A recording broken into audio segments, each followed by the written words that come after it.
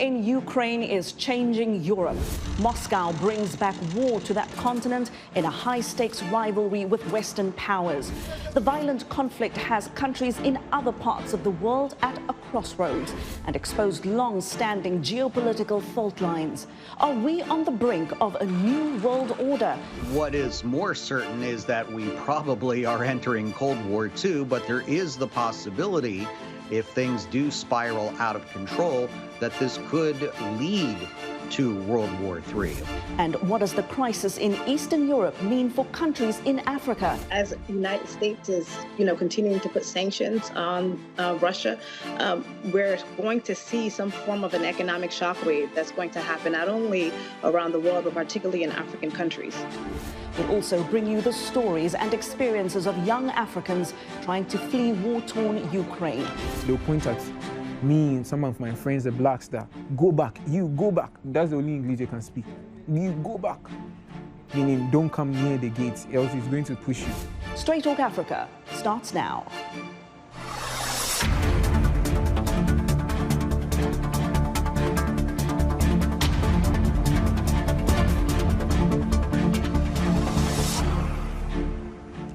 Hello there and welcome. I'm Haydé Adams. We begin with the human impact of Russia's invasion of Ukraine. The United Nations estimates that more than 1 million people have fled the country. Now, among them are foreign students, including those from African countries.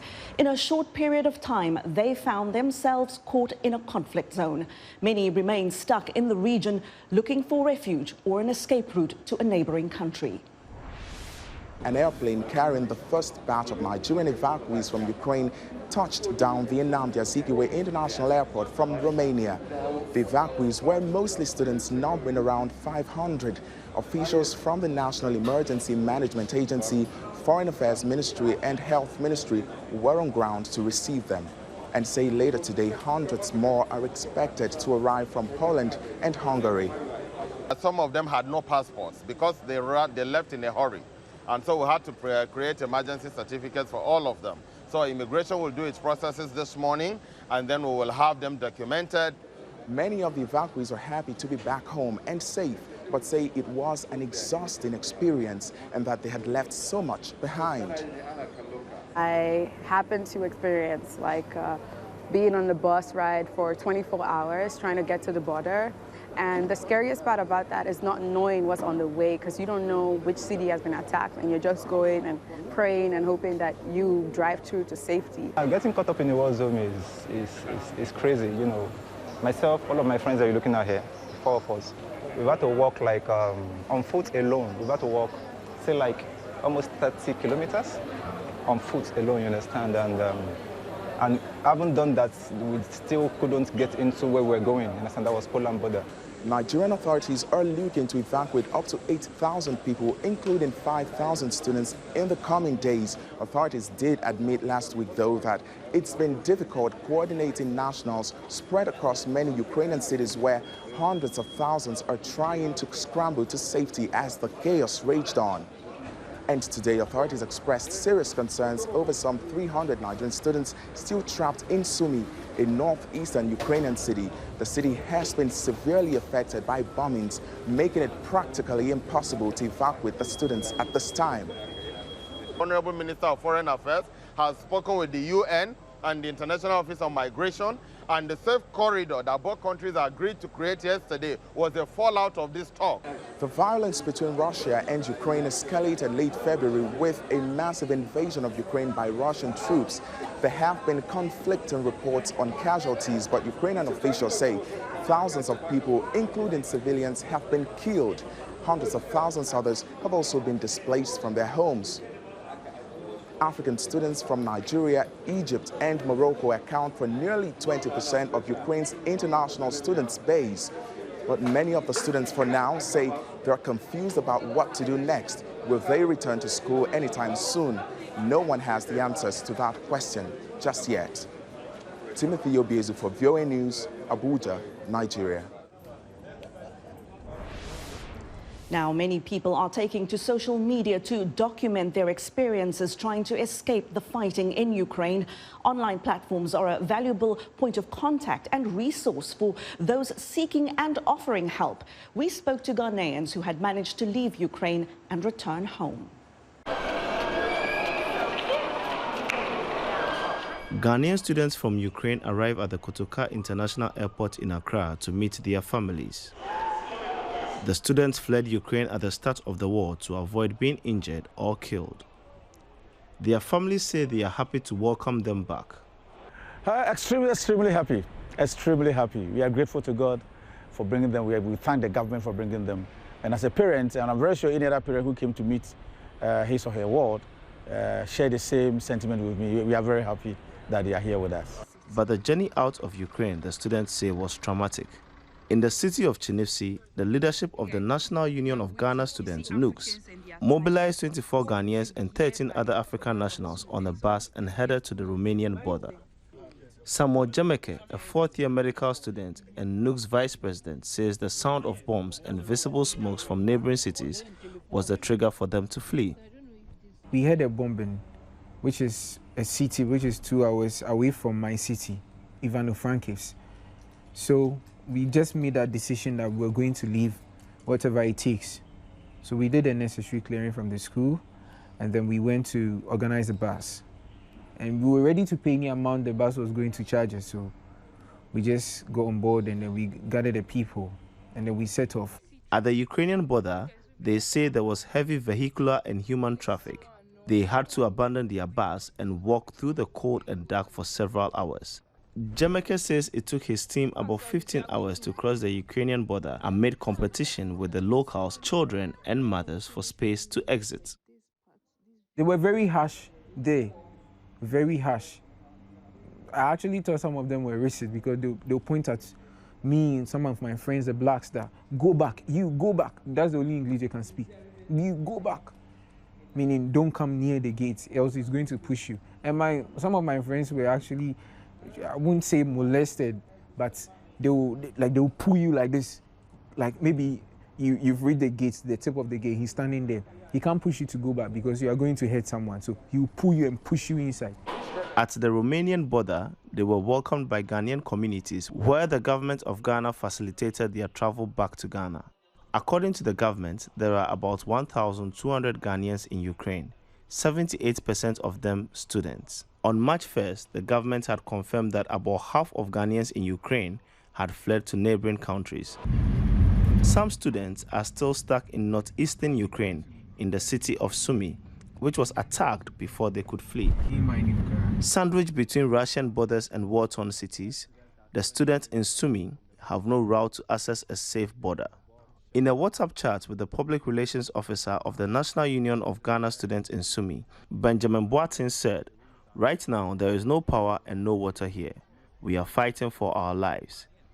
He pleaded for the government to intervene and said they needed evacuation measures to get to them to any country, Russia, Hungary, anywhere, he said. Parents in Accra want the government to act fast. From what we have heard right now, there seems to be food shortage. It looks like food is getting short in the markets in Sumy. So it's becoming something which is looking not so good.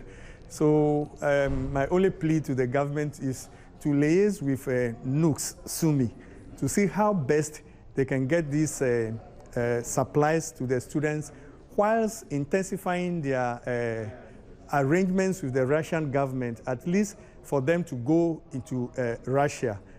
In a meeting with parents, the government has assured families of people stuck in Ukraine that they will employ every diplomatic means to bring everyone to safety. Sana Anutod for VOA News, Accra, Ghana.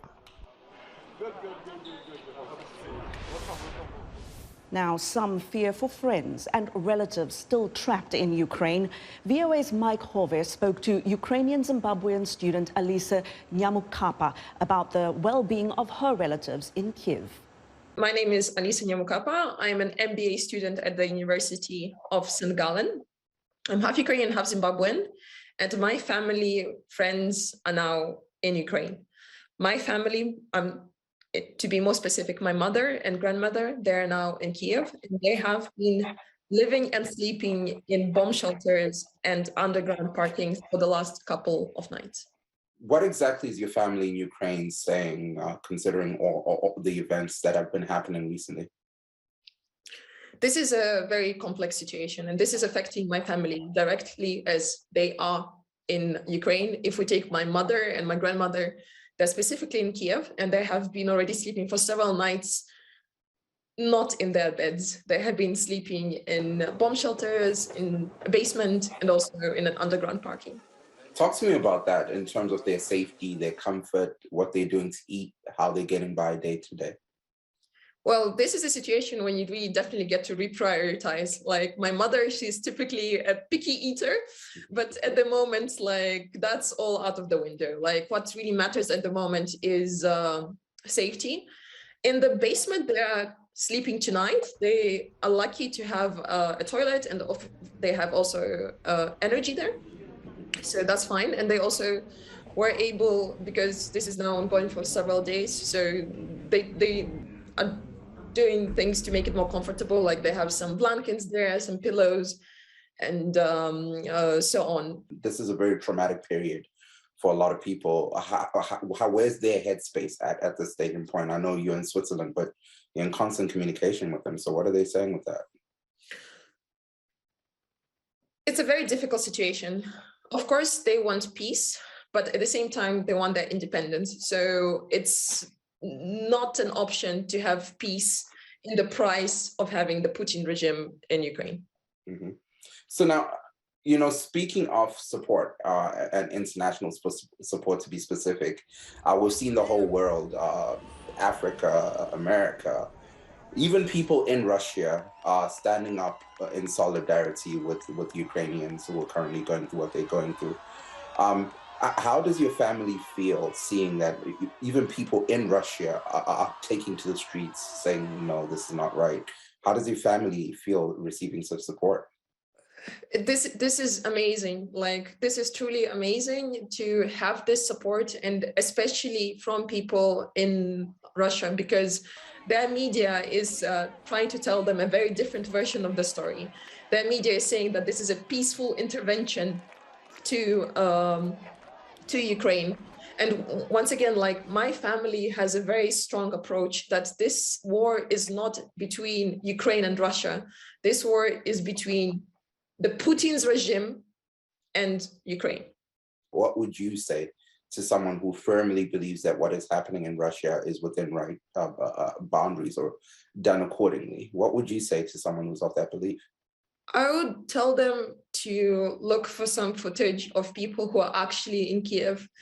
Like, for Russian people, that's going to be very easy to do because there are a lot of artists who live in Ukraine. Like, they know them, like Monatik, Onuka, Nastya Kamensky, Boombox. The Russians know these names. Just go to their social media, look what they're posting, like, look where they are located, look to how their families are doing. You're going to very quickly understand that the whole country could not have just gone delusional. Mm-hmm. To those that are looking to stand in solidarity with those going through this traumatic period, there's a lot of people across the world. Some don't even know where to begin, but they just want to do something. What would you say to them? Even when you feel that there is nothing you can do a lot.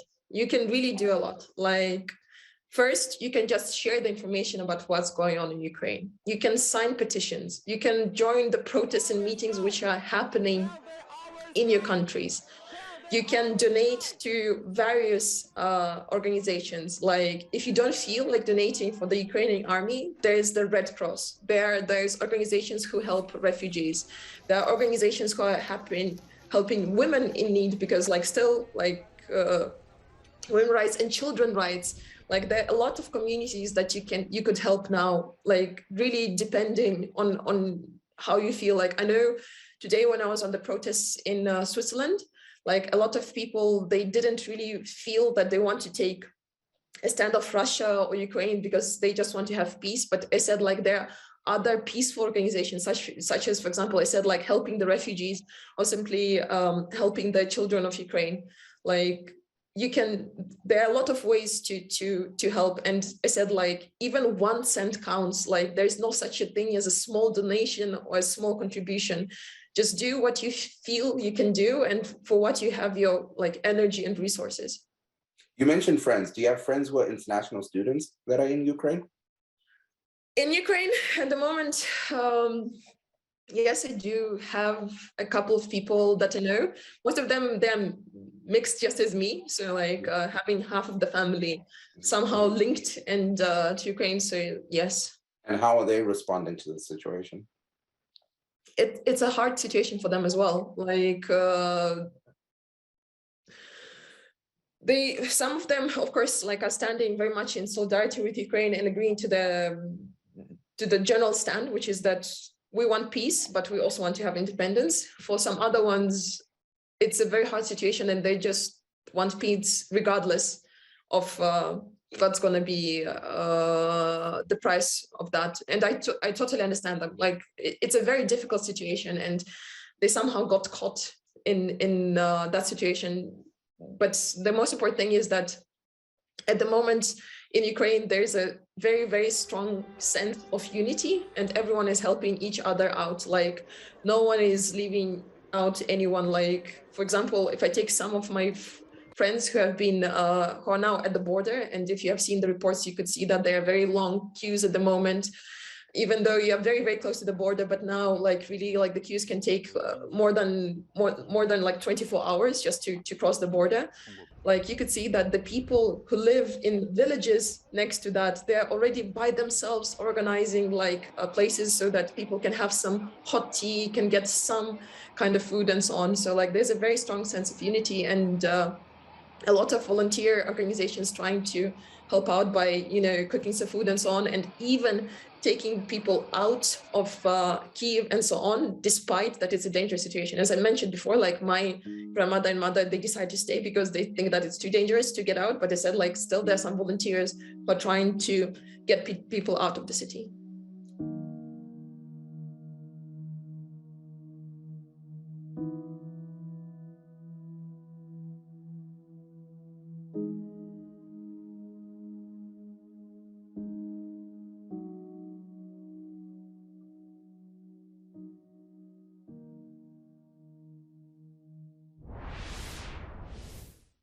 And that was Ukrainian Zimbabwean student Elisa Nyamukapa speaking to VOA's Mike Hove about the well-being of her family in Kiev.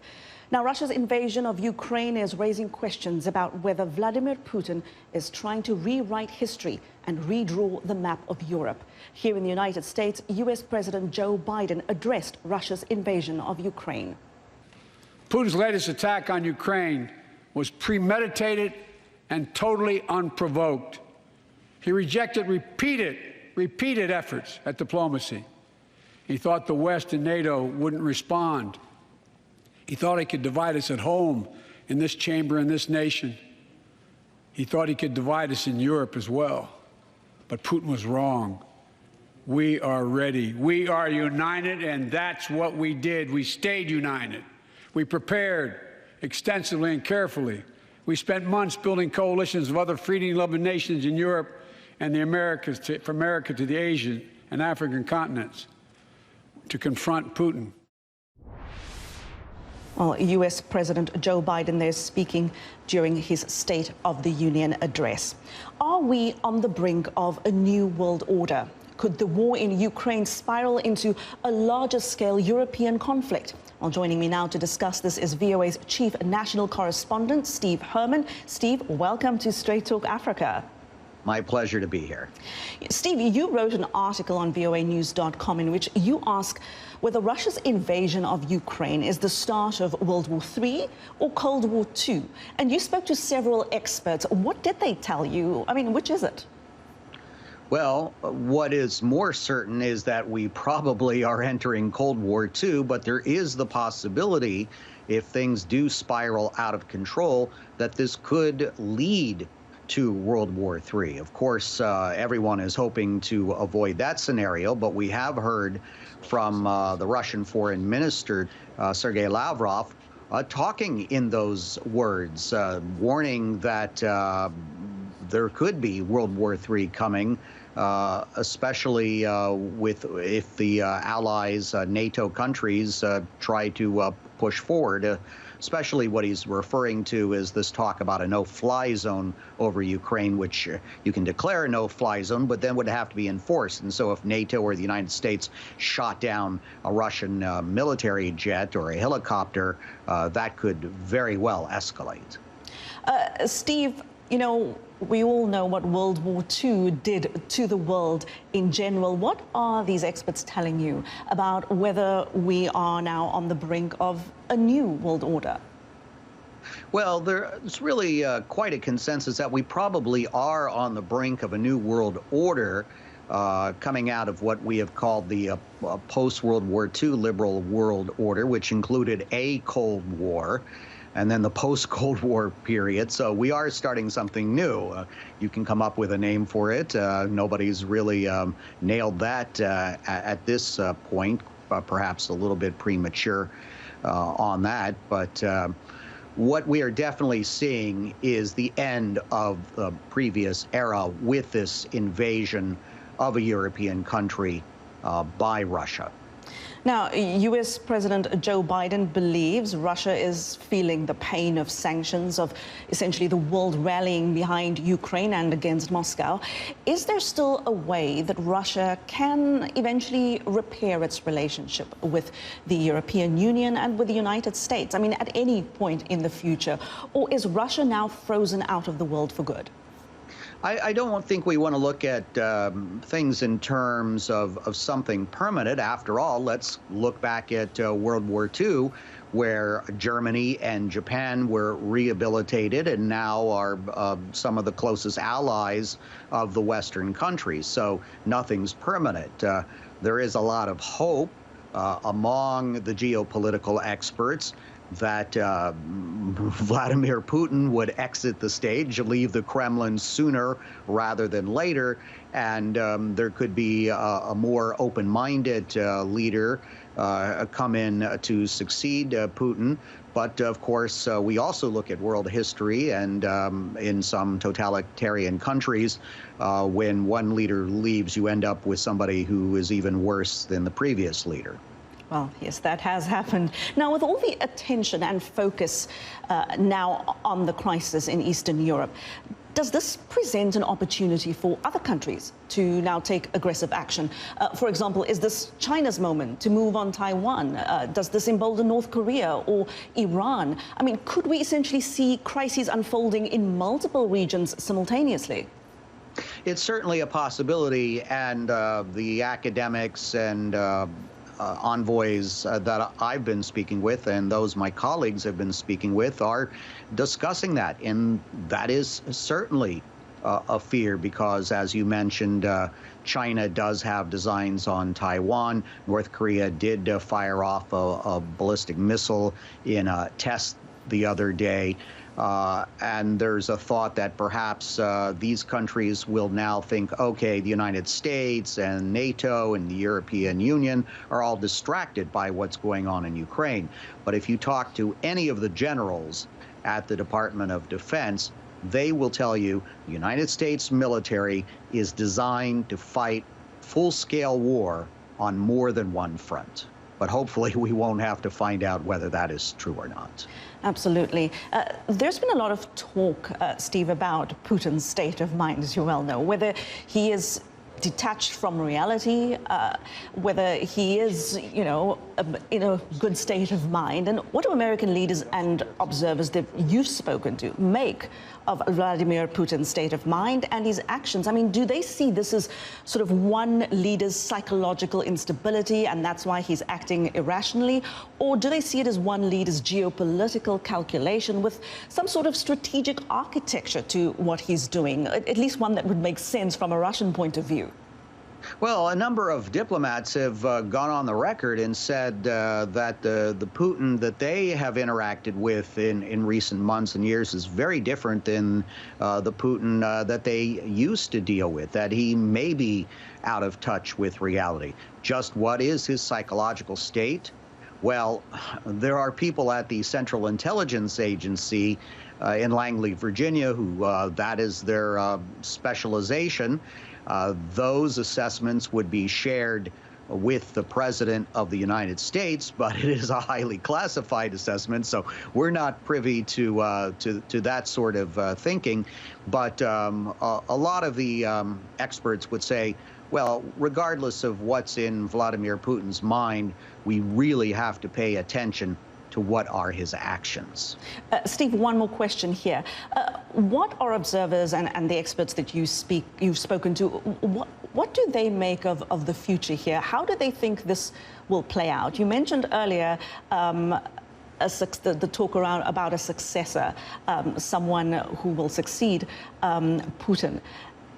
Does this, in their mind, spell the end of Putin? Is this how it ends for him? What do they make of what will happen next? Well, there's certainly a lot of what may be wishful thinking in that direction, but we have to keep in mind that Putin has a very tight grip on power in Russia.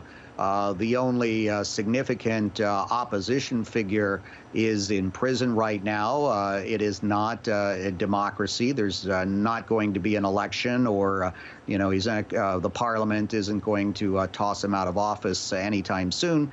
That said, there is definitely dissension and discomfort, not only on the streets of Russia, but among some of the oligarchs who are Putin's friends and very rich and powerful, and perhaps among some of the local and regional politicians as well. But as you well know, they will have to be very, very careful about how they express that. Very careful indeed. Steve Herman, thank you very much for your time.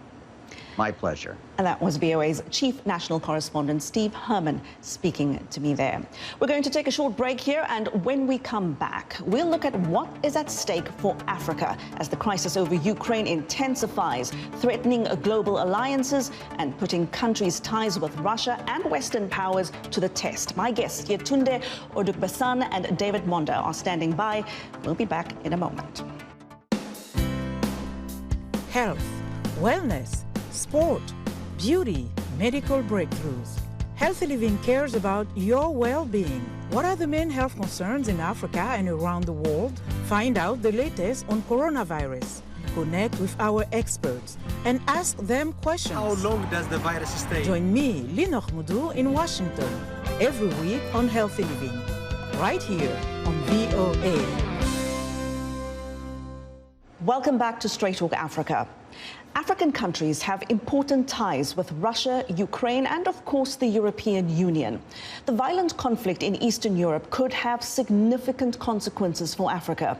So where do African nations stand on Russia's invasion of Ukraine? What are the lessons to be learned? And what is at stake for the continent? Now, to help us understand it all, I'm joined by Yetunde Omede. She's a professor of global affairs and politics at Farmingdale State College in New York. Also in New York is political analyst David Monda. He's a professor at City University of New York. Yetunde and David, a warm welcome to you. Thank you for joining me here on Straight Talk Africa. Thank you for having me. Yetunde, I'm going to start with you.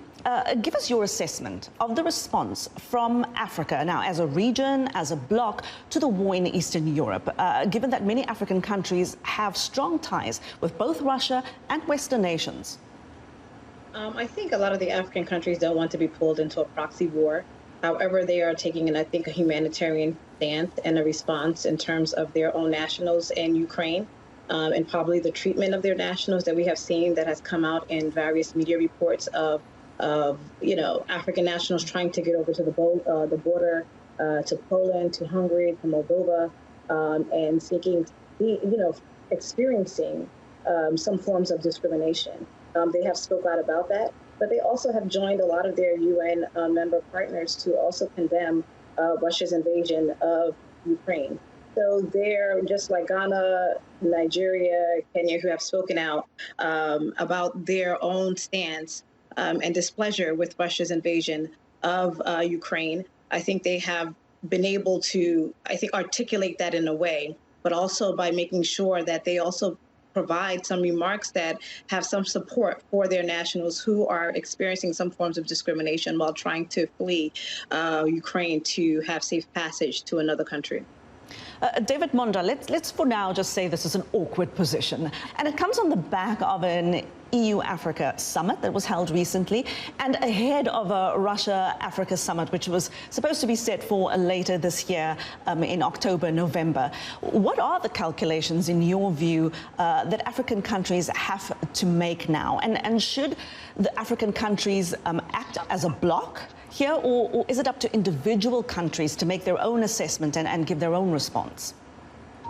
So I think in relation to the Euro-Africa summit, there was a bit of tension there in relation to coming up with common fronts to delineate the way forward in terms of the relationship between Europe and Africa. Let's not forget that Europe as a former colonial, very generally, a lot of European powers are, former colonial powers over Africa. So that creates a very uncomfortable relationship. However, with Russia, Russia can claim not to be a colonial power on the continent. And let's also not forget that trade between Russia and Africa has doubled within the last 7 years, from about $10 billion in 2015 to about over $20 billion in 2022. And this trade is really expanding. So Africa really finds itself in this very delicate position, whereas the continent doesn't want to get dragged in to great power competition. But Africa really has been benefiting tremendously from trade with Russia, particularly in light of the fact that a lot of African countries are trying to find alternative relationships to the US and the EU. And Africa and China, for example, really provide this, profile. So whereas in the short term, a lot of African countries have been, condemning the treatment of a lot of their citizens in terms of the chaos of the withdrawal with Ukraine, it'll be very interesting to see, whether the Africa-Russia summit will go forward in October, November. It's slated for Addis Ababa. And it's going to be interesting to see, because Addis and the US have been having some tension over Tigray. So will Ethiopia also want to then reinforce its relationship with Russia? And then how will the rest of the continent sort of balance their interests between the EU powers and the US on one hand and Russia on the other? Because this trade and interaction with Russia is really expanding. And then lastly, there's the bigger question of security.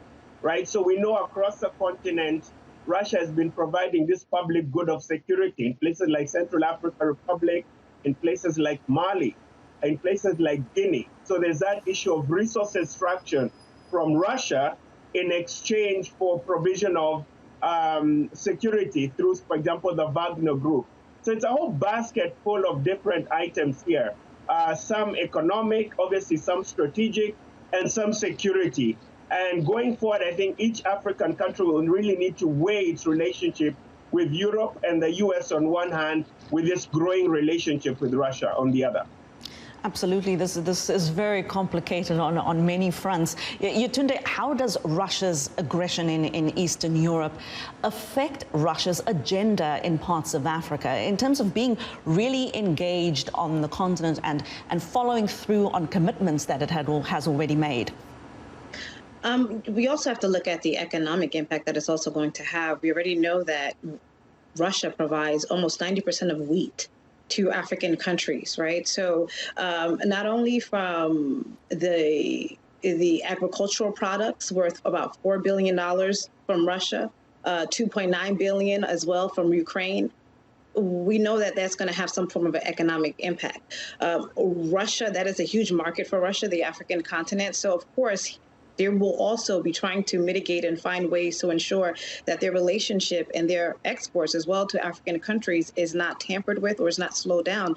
But we know even in this situation, there are great opportunities that actually will come out of it. If we look at oil for Nigeria and Angola, they are having a price surge, right? So we have oil prices about $100 a barrel, the highest that level that it's ever been since 2014. So a Russian oil embargo would benefit the economies of Nigeria and Angola. Whereas if there's any form of disruption in terms of exports to any of the African countries in terms of agricultural products, we know that that will be a huge issue. So as the United States is, continuing to put sanctions on Russia, we're going to see some form of an economic shockwave that's going to happen not only around the world, but particularly in African countries. David, we had talked on this show about, Russia's image and intentions in Africa just a couple of shows ago. And then I read what you wrote in the Mail and Guardian about how Russia presents itself as this sort of anti-colonial alternative to the West on the African continent. Yet in Ukraine, we now see Russia itself engaged in this kind of imperialist expansion that, I'm sure would grate with many African leaders, or one would like to think so when you think about someone trying to redraw borders, redraw a map. What would you say is the big lesson here that Africa can draw from when it comes to these sides to Russia? I think two lessons there. Obviously, a big one is in the event that great powers are confronted with their idealistic visions, their constructed visions of anti-colonialism versus their core national interests, we see in the case of Ukraine that major powers will advance their core national interests.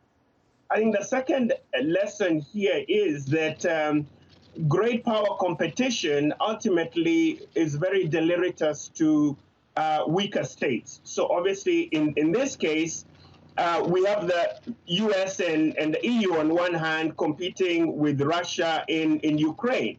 And that can then be transferred to great power competition, say, on the continent, right? In places, for example, like Libya, where right now there's been absolute chaos in Libya, but there's this big challenge between great power competition. Russia's involved through its mercenaries. The United States is involved in there. We have Egypt. So ultimately, the weaker nations will generally tend to suffer in the light of great power competition. I think the other angle here is Russia is really affording a lot of African leaders an alternate model for governance. So recently, the would-be successor to Museveni, General Muhunzi in Uganda, actually came out and supported Russian unilateral intervention in Ukraine.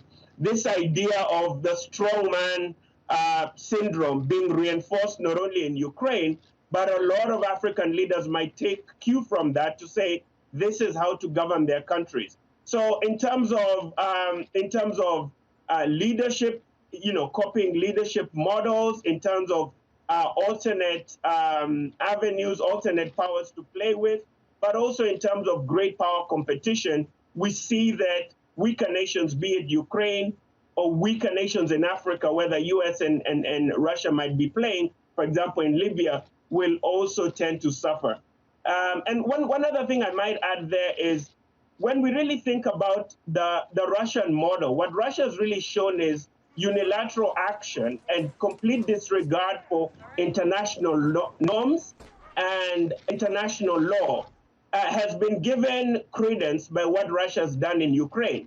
So, for example, will Morocco take the same cue to also be very active and interventionist in a place like Western Sahara?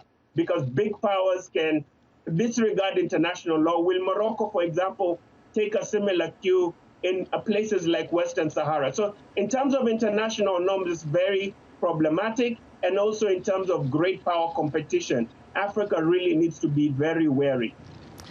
Yetunde, I also want to talk here about the world's capacity to handle or cope with simultaneous crises. Does the crisis in Ukraine necessarily divert attention, funding, resources, support away from issues and relationships that need attention in African countries? That would possibly be true, right? We have a huge, this could turn into a global crisis. It is turning into a global crisis in terms of the Russia and the Ukraine issue. We have issues in Somalia, and so we have issues in Congo, things that are happening on the continent, but there are also issues that are happening around the world. But priority right now is also ensuring that Putin's nostalgic sort of revisionist agenda of trying to have Ukraine as an integral part of his historical Russian mandate is sort of not come to light. So I think that most of the priority, especially in humanitarian aid, we have seen the head of the UN come out yesterday and talk about how much money will be poured into Ukraine, to especially also humanitarian agencies, to ensure that also refugees or anyone who is displaced by the ongoing crisis in Ukraine is also provided with that necessary care. We've seen most of the European countries, of course, as well as NATO and the United States, that is their priority right now, to ensure what is it that we can do to stop the ongoing invasion of Russia in Ukraine. So yes, although there are many issues that are going around the world, but this has to take credence. This is a priority right now, and this is on most countries' mind on how this is going to impact their country. What stance should they take? What will the United States continue to do to try to halt Putin's attacks on Ukraine? What are the next steps for Ukraine? So there's a lot of things that are at play right here, and unfortunately, there are other areas that, of course, have burgeoning issues. But right now, I think just for the international system, for global governance, this is a priority. And we will see that most countries, the EU, of course, and the United States, this is going to be at the forefront of their agenda for many reasons and for many nationalistic reasons as well. David, talking, of course, there about burgeoning issues. Europe gets more than a third of its natural gas from Russia. And of course, that's very likely to change. Russia, no one would be surprised if Russia shuts off those gas supplies. Is there an opportunity here for African countries to fill the gap? I know Tanzania's president says she's looking for energy markets outside of the continent. And I'm thinking about other African countries with gas reserves like Angola, Mozambique, for example. Now, of course, there's the Middle East as a potential alternative for Europe. But what about African countries? Does the infrastructure exist? Can Africa fill that gap? I think Africa can fill that gap, but I think there's challenges and opportunities also when we're really thinking about Africa filling that gap, right? So, for example, if we looked at it in terms of environmental policy, we recently had the COP26 summit in Glasgow, right? And we had these global commitments to move away from fossil fuels. But obviously, this crisis has, will make a lot of countries double down on the extraction of fossil fuels. So as recently as yesterday, for example, Algeria has stepped up to fill the gap in European gas supply, given that Russia will be cut off.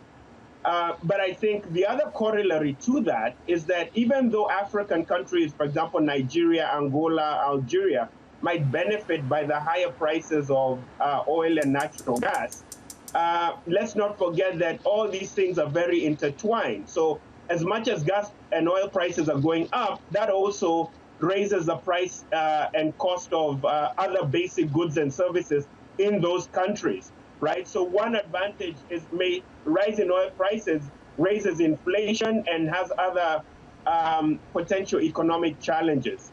And then also in terms of one of the other challenges, I think when countries tend, particularly African countries and these resource-rich countries tend to double down on extractive economies, I think this leads to lack of a diversification in other sectors of the economy. So, for example, with Nigeria, we know every time the gas and oil prices go up, right, the efforts to diversify the economy, they forget about it because they have all these billions of dollars of coming in, right? But what does that also have to do then with issues of democratic governance, right? We know, for example, in Equatorial Guinea, right, when there's these resource extraction countries, when there's all these billions of dollars in oil and gas, we tend to have very autocratic and dictatorial regimes because the governments, don't have to rely on taxes from their citizens. They're getting all these billions of dollars in oil and gas. So that has very troubling impact also in terms of democratic governance. Say, for example, in places like Equatorial Guinea, where a lot of this extra oil wealth coming from the rise in oil prices ends up just lining the pockets of elites in those resource-rich countries. So it provides certain opportunities for the continent, but I also think it has major challenges, not only in terms of diversifying economies in Africa, but serious problems in terms of reinforcing autocratic leadership on the continent. Yetunde, what's your take on this? As we see relationships fracture now in the West, in Europe, what are the opportunities here and what are the challenges here for African countries? And does this situation help or hurt Africa's oil and gas producing sectors and others, for instance? I think, it's a lack of infrastructure, but not necessarily the capacity. That could hurt the continent's plan to be able to supply gas to Europe, especially in Russia's, instead. But most importantly, when my colleague talked about, usually when the prices of oil continues to increase, we have what we call it's called the first law of petropolitics, right? The price of oil and the pace of freedom always go in opposite directions. So he did allude to what we call, the rise and probably more autocratic leadership or policies that may come out of that. So oftentimes the focus is on the economic output of selling high oil prices, but at the same time, this can create some form of an environment where there are policies that do not go in line with democratic policies, that are not supporting the human rights of individuals within the country. So that also can create some form of a vacuum and a different form of environment that, in a sense, could be a result of the Ukraine and Russia crisis. However, we also have to just take a look at how does the African countries see itself in light of Putin's leadership in Russia? There are some who take to this sort of personality, who take to this form of leadership, and there are some who are still advocating for forms of democratic process and democratic governance. I think we really need to be careful of what could be the social consequence, what can be the political consequence of the way Putin is, President Putin is acting and the actions that he is taking in Ukraine. This goes against countries' sovereignty and their right to self-autonomy. And this is not something that should be used as any form of influence in other African countries who has in the past either taken steps in this direction or who view this as a strategic leadership or positive strategic leadership. We know that the negative outcomes of such actions can take. We are in the age where countries are sovereign and they should be self-autonomous and they should have the right to make decisions for themselves within their borders. So when we have countries who are taking the steps to literally be an autocratic leader and encroaching on the borders and territories of another country, this is not good for global order. This is not good for leadership on a global level. And of course, countries are sort of moving helter-skelter in terms of alliances, right? I understand that Russia does not want the Ukraine to be a part of NATO. It does not like that the Ukraine is more, I would say, on the side or has a good relationship with the United States, and therefore sees that as some form of a security threat to itself. But at the same time, there needs to be a balance of how we let other countries and how other countries decide what should happen within their borders, who they should become allies with, and that shouldn't be dictated by another country. And I hope that scenario is not something that has any spillover effect in African continent. David, speaking of alliances, we've now seen Russia essentially frozen out of the world economy, or at least well on its way there. There are African countries that have been at the receiving end of U.S. sanctions, and those from from European countries. We talk about Sudan, South Sudan, Zimbabwe, Burundi, Central African Republic, for example. From those experiences, are sanctions generally effective? And how effective, in your estimation, will Western sanctions against Russia be this time? So I think that the literature on sanctions is a bit mixed in terms of their effectiveness, right? So, for example, when you think of sanctions against Cuba, there have been sanctions against Cuba now from the U.S. for over half a century. But has that really been effective in changing the regime, right? So you think about even the apartheid regime in South Africa. There was really big debate about, the real effectiveness in terms of sanctions. But specific to sanctions, I think this really raises questions around sanctions and diplomacy, right? So sanctions are a form of hard power, but the effect of sanctions, quite frankly, has a lot of unintended consequences. So, for example, right now with Russia being kicked out of the SWIFT system, with a lot of economic sanctions, a lot of the elites in Russia who have access to hard currency, to dollars, to their billions, overseas, are really not particularly suffering, right? But it's really ordinary Russians who are facing, the worst of this crisis, and ordinary Ukrainians. And thinking, for example, about Africa, to what extent then will, Russian activity in Ukraine then correlate with Russian activity on the continent? Will Russian success in taking over Ukraine then lead to a more aggressive Russia on the continent, right? Particularly through mercenary group like the Wagner Group in Central African Republic, in the DRC, in Mali. We know Yevgeny Prigozhin, the head of the Wagner Group, is very closely associated with Putin. But this creates very dangerous precedents because a lot of the human rights abuses committed by these mercenary groups are not particularly easily attributable to governments. So Russia uses mercenary groups because there's this question of plausible deniability. So Russia doesn't necessarily have to be held accountable for a lot of the actions of these mercenary groups.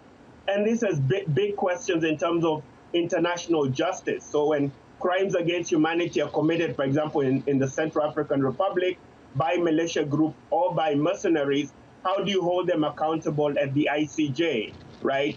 And then lastly, I think if you really thought about diplomacy, I think the Ukraine action, the major power actions of Russia in Ukraine, and let's not forget, the U.S. intervened unilaterally in Iraq. The U.S. intervened unilaterally in Serbia and NATO to remove regimes there. So Russia is not doing anything very different. But I think particularly in this context, it's very dangerous because we know major powers, essentially, there's this gridlock in the Security Council where you have China and Russia on one hand, and then the US, the UK, and France on the other. And it's literally, it makes international and multilateral diplomacy impossible because recently Russia was trying to be sanctioned at the UN, but Russia vetoed that sanction. So it really reinforces this idea of might over right, that, the strong do what they must and the weak suffer, the strong do what they want and the weak suffer what they must. And this, I think, is very dangerous for Africa and for multilateral diplomacy because a lot of weaker nations rely on institutions and multilateral frameworks to settle disputes because they don't have the big militaries, they don't have the big money and the big power and the big armies to force their way. Okay, and the behavior, for example, of the U.S. in places like Serbia, in places like Iraq, and Russia in Ukraine really is a major problem for multilateral diplomacy and the role of the UN. David Monda and Yetunde Omede, thank you so much for your insights. I had a lot more questions, but we've run out of time. Thank you for your time. I hope to have you back on the show again. Thank you. Thank you for having us. Well, after the break, why an important World War II museum site in Germany is now embroiled in the war between invading Russian forces and Ukraine. We'll be right back.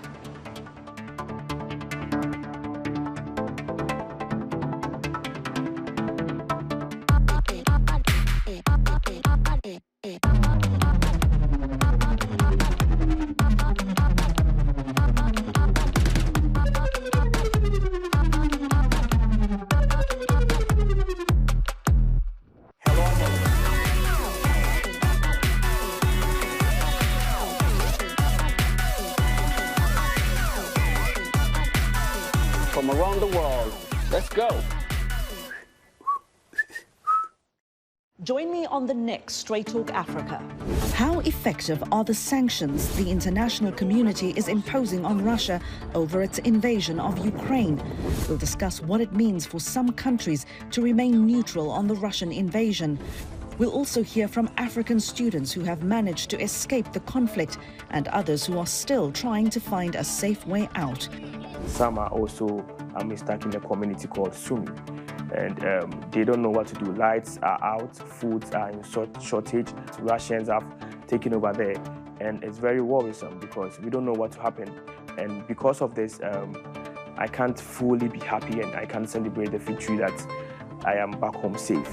Join me, Haydé Adams, for an in-depth discussion on the crisis in Ukraine on the next Straight Talk Africa. Welcome back. The site in Berlin where the Nazis surrendered to Soviet and Allied forces in 1945, now a museum, has become embroiled in the current war between Ukraine and invading Russian forces. Henry Ridgwell reports from the German capital. May the 8th, 1945, victorious Allied commanders arrive at Berlin's Tempelhof airport. The official Nazi capitulation is signed at this former military barracks in East Berlin, captured by Soviet forces. War in Europe is over. The site is preserved, sponsored by an association of German, Russian, Ukrainian and Belarusian historians, and known as the German-Russian Museum, until now. Following Russia's invasion of Ukraine last week, the director decided to fly only the Ukrainian flag at the front of the museum. The German-Russian Museum name plaque has been obscured. Normally, we display all four flags, Germany, Russia, Ukraine, and Belarus. We see it as an important symbol that we sympathize with Ukraine. Ukraine is the victim here. She was attacked. That's the only point to make. So today, we raised only one flag. The dispute goes far deeper. In World War II, Ukraine was part of the Soviet Union. Nazi atrocities against the Soviets are well documented. Many of those crimes took place on what is now Ukrainian soil. The site of the Nazi capitulation became the German-Russian Museum in 1994, after the fall of the Soviet Union. 2 decades later, Russia invaded Ukraine, annexing Crimea, and the museum found itself at the center of a dispute over its name. Our Ukrainian colleagues have difficulties working in a museum called the German-Russian Museum. From the German point of view, it was sufficient for quite some time to say, we have a museum with Russia, but it's a bit inaccurate. Russia was taken to mean the whole of the Soviet Union. For a long time, that didn't bother anyone. For the Germans, it's very important to have a museum together with our former enemies in war. But we've learned now that it's important to distinguish between Russia, Ukraine, and Belarus. On the eve of launching his latest invasion, Russia's president said it was aimed at the denazification of Ukraine. Russia has repeatedly compared Ukraine's government to the Nazis and accused them of committing genocide. Ukraine has strongly rejected such claims and points out that its president, Volodymyr Zelensky, is Jewish and has a grandfather who fought against the Nazis. Museum director Jörg Moray is outraged by Putin's language. This is a misrepresentation, a corruption of history that I would have never expected. Perhaps we have indeed learned nothing from history. It is a history that is still contested. Germany and Europe believed war was a part of history never to be repeated, to be remembered in museums like this. But as conflict returns to Europe, Russia is invoking the language of 20th century conflicts as its tanks roll into Ukraine. Henry Ridgwell for VOA News, Berlin. And that is our show this week. Thank you to all my guests and everyone else who contributed to this week's program. Thank you to our affiliate stations airing Straight Talk Africa across the continent, and to our audiences on television, radio and online. We thank you. From our team here in Washington, take care and goodbye.